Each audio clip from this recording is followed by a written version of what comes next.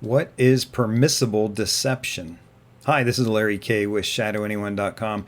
I've talked a little bit about this before, but I want to just specifically talk permissible deception.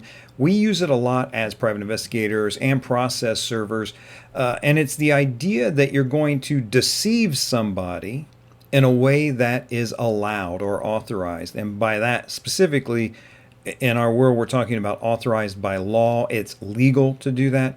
I expand that always to what's legal and ethical. And so I don't want to concentrate too much on the deception side today as I do the permissible side.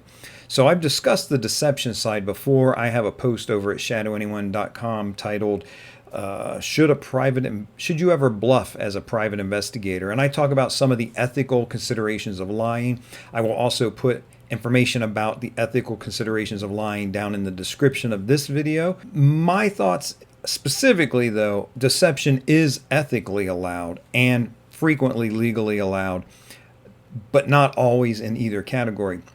Immanuel Kant said that lying is always wrong, no matter what. And this was back in 1797 or so. He went so far as to say that he believed that even if a murderer was pursuing your friend and your friend was hiding in your house, if the murderer asked you, is your friend hiding in the house? That you have to tell the truth. And it would be wrong to lie to the murderer. I don't agree with that. Most people don't agree with that. And Kant was wrong about a lot of stuff. So, all right, there you go. Let's talk about the permissible side of things instead of the ethical side. I've discussed that before. The permissible side, a lot of times it can be even codified in law. In other words, your state law or maybe even the regulations as a process server in your county will say that there is permissible deception or deception is permissible given, and they'll give you some constraints or restrictions on that. Predominantly, the one that I find to be almost universal is it can do no real harm to the person. So I've talked about this before. Your deception can't cause them to be like spending money, I would say in general, but certainly money they don't have, running up a credit card bill if your deception is involved with that.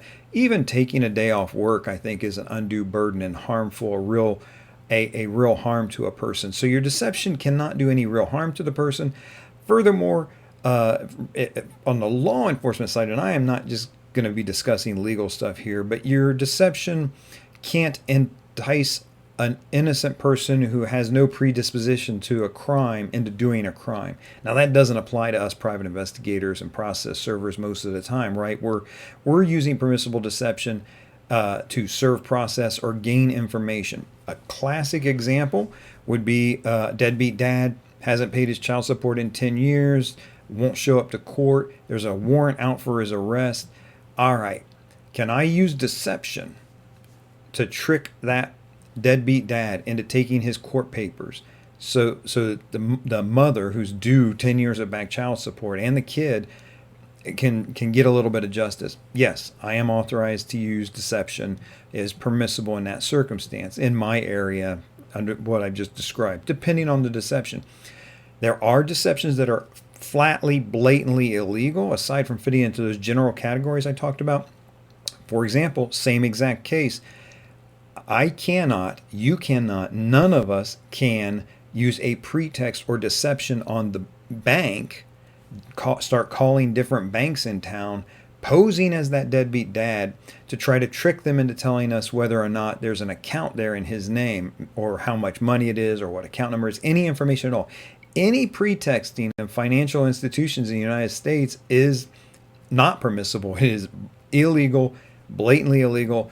The law is just black and white on this. There's no wiggle room. You're not going to find a way to skirt around that. Don't even try it.